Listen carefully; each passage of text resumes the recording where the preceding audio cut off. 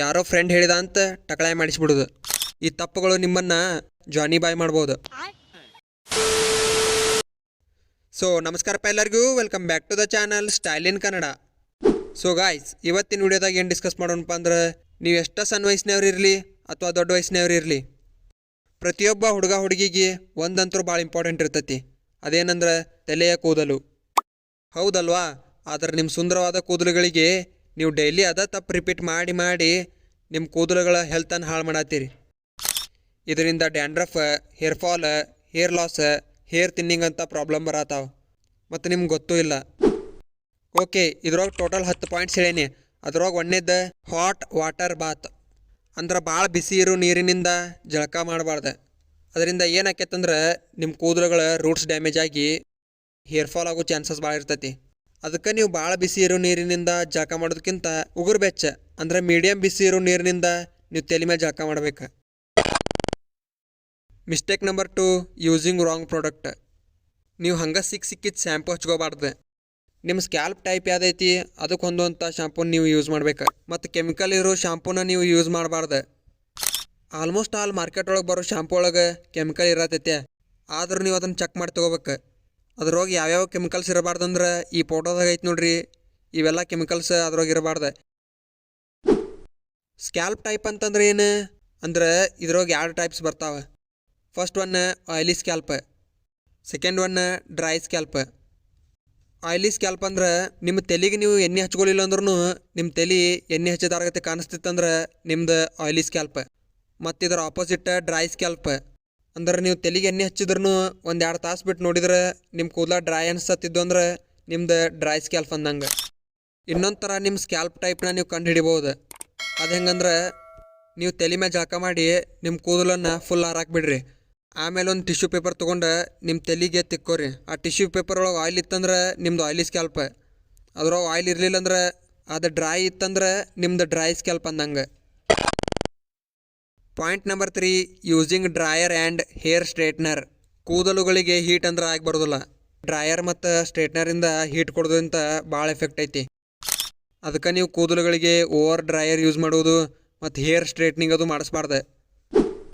ಮತ್ತು ಸೆಲಿಬ್ರಿಟೀಸ್ ಅದು ಸ್ಟ್ರೇಟ್ನಿಂಗ್ ಮಾಡಿಸ್ತಿರ್ತಾರೆ. ಅವರು ಯಾಕೆ ಕೂದಲು ಉದುರಂಗಿಲ್ಲ ಅಂತಂದ್ರೆ ಅವ್ರ ಸ್ಟ್ರೇಟ್ನಿಂಗ್ ಮಾಡೋಕ್ಕಿಂತ ಮೊದಲು ಹೀಟಿಂದ ಡ್ಯಾಮೇಜ್ ಆಗ್ಲಾರ್ದಂಥ ಪ್ರಾಡಕ್ಟ್ನ ಯೂಸ್ ಮಾಡ್ತಿರ್ತಾರೆ. ಮತ್ತು ಅವರು ಯೂಸ್ ಮಾಡೋ ಸ್ಟ್ರೇಟ್ನರ್ಸ್ ಭಾಳ ಕಾಸ್ಟ್ಲಿ ಇರ್ತಾವೆ. Point number 4, wet hair mistake. ನೀವು ಜಳಕ ಮಾಡಿ ಬಂದ ತಕ್ಷಣ ತಲೆ ಬಚ್ಕೊಳಕ್ಕೆ ನಿಂತು ಬರಬಾರ್ದು. ಯಾಕಂದ್ರೆ ನಿಮ್ಮ ಕೂದಲ ಅಲ್ಲಿ ಭಾಳ ಹಸಿ ಇರ್ತಾವೆ. ನೀವು ಈ ಮಿಸ್ಟೇಕ್ನ ಅವಾಯ್ಡ್ ಮಾಡ್ಬೇಕು. ಯಾಕಂದ್ರೆ ನೀವು ಜಳಕ ಮಾಡಿ ಬಂದಾದ್ಮೇಲೆ ನಿಮ್ಮ ಕೂದಲ ಭಾಳ ಸೆನ್ಸಿಟಿವ್ ಕಂಡೀಷನ್ ಒಳಗಿರ್ತಾವೆ. ಅವಾಗ ನೀವು ಬಾಚ್ಕೊಳ್ಳೋದು, ತಲೆ ಜೋರಾಗಿ ಒರೆಸ್ಕೊಳ್ಳೋದು ಮಾಡತ್ರ ನಿಮ್ಮ ಹೇರ್ ಫಾಲ್ ಆಗೋ ಚಾನ್ಸಸ್ ಭಾಳ ಇರ್ತೈತಿ. ಅದಕ್ಕೆ ನೀವು ಕ್ಲೀನಾಗಿ ಜೆಂಟಲಾಗಿ ನಿಮ್ಮ ತಲೆನ ಒರೆಸ್ಕೋಬೇಕು. ಪಾಯಿಂಟ್ ನಂಬರ್ 5, ಫಾಲೋವಿಂಗ್ ಮಿತ್ಸ್ ಅಂದ್ರೆ ಮೂಢನಂಬಿಕೆನ ನಂಬಿಬಿಡೋದು. ಯಾರೋ ಒಬ್ಬ ದೋಸ್ತ್ ಹೇಳ್ಯಾನ ತಲೆ ಪೂರ್ತಿ ಕ್ಲೀನ್ ಶೇವ್ ಮಾಡಿಸಿದ್ರೆ ಹೇರ್ ಫಾಲ್ ಆಗೋದಿಲ್ಲ ಅಂತಂದಿರ್ತಾನೆ. ಆದ್ರೆ ಅದು ಸುಳ್ಳು. ತಲೆ ಬೋಳ್ಸೋದ್ರಿಂದ ಹೇರ್ ಫಾಲ್ ನಿಲ್ಲಂಗಿಲ್ಲ. ಹೆಂಗಂದ್ರೆ ನಿಮ್ಮ ತಲೆಯಾಗ ಕೂದಲ ಓದಿರ್ತಾವ ಅಂತ ತಿಳ್ಕೊರಿ. ಆವಾಗ 1 ಅಥವಾ 2 ಕೂದಲ ಉದುರೋದು ನೋಡಿ ಹೇರ್ ಫಾಲ್ ಆಗುತ್ತೈತೆ ಅಂತ ತಿಳ್ಕೊತೀರಿ. ಯಾಕಂದ್ರೆ ಆವಾಗ ಕೂದಲದ ಲೆಂತ್ ಭಾಳ ಇರ್ತೈತಿ, ಅದಕ್ಕೆ ಭಾಳ ಕೂದಲ ಉದುರ್ತಾವ ಅನಿಸ್ತಿರ್ತೈತಿ. ಆದ್ರೆ ನಿಮ್ಮ ದೋಸ್ತ್ ಹೇಳಿದಂಗೆ ನೀವು ಟಕಳೆ ಮಾಡಿಸಿದ ಮೇಲೆ ಅಷ್ಟು ಕೂದಲ ಉದುರಿದಾರಗತ್ತೆ ಅನಿಸ್ತಿರೋದಿಲ್ಲ ನಿಮಗೆ ಅವಾಗ. ಯಾಕಂದ್ರೆ ಅವಾಗ ಕೂದಲದ ಲೆಂತ್ ಭಾಳ ಸಣ್ಣ ಇರ್ತಾವೆ, ಅವ ಉದುರಿದ್ರೂ ಗೊತ್ತಾಗೋದಿಲ್ಲ. ಮತ್ತು ನೀವು ಅದನ್ನು ನಂಬಿ ಪ್ರತಿ ಸಲ ಕಟಿಂಗ್ ಮಾಡಿಸೋ ಮುಂದೂ ತಲೆ ಬೋಳಿಸ್ತಿರ್ತೀರಿ. ಆದರೆ ಇದು ನೀವು ನಂಬಿರೋ ದೊಡ್ಡ ಸುಳ್ಳು. ತಲೆ ಬೋಳ್ಸೋದ್ರಿಂದ ಹೇರ್ ಫಾಲ್ ನಿಲ್ಲೋದಿಲ್ಲ. ನಿಮ್ಮ ದೋಸ್ತ ನಿಮ್ಮನ್ನೂ ಸಿಹಿ ಮಾಡೋದಲ್ದೆ ತಾನೂ ಸಿಹಿ ಆಗ್ಯಾನ.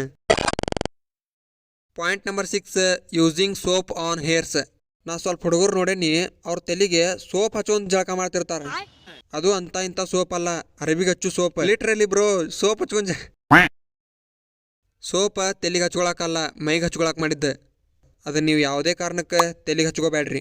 ಯಾಕಂದ್ರೆ ಅದ್ರೊಳಗೆ ಹಾರ್ಮ್ಫುಲ್ ಕೆಮಿಕಲ್ಸ್ ಇರ್ತಾವೆ, ಅವು ನಿಮ್ಮ ಕೂದಲುಗಳನ್ನು ಡ್ಯಾಮೇಜ್ ಮಾಡ್ತಾವೆ.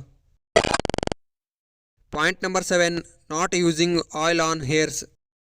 ಹುಡುಗರಿದ್ರು ಹುಡುಗಿರಿದ್ರು 2 ದಿವ್ಸಕ್ಕೊಮ್ಮೆ ಇಲ್ಲಾಂದ್ರೂ ವಾರದಾಗ 3 ದಿನ ಆದರೂ ನಿಮ್ಮ ತಲೆಗೆ ಕೊಬ್ಬರಿ ಎಣ್ಣೆನ ಹಚ್ಕೋಬೇಕು. ಯಾಕಂದ್ರೆ ನಿಮ್ಮ ತಲೆಗೆ ನರಿಶ್ಮೆಂಟ್ನ ಅವಶ್ಯಕತೆ ಭಾಳ ಇರ್ತೈತಿ.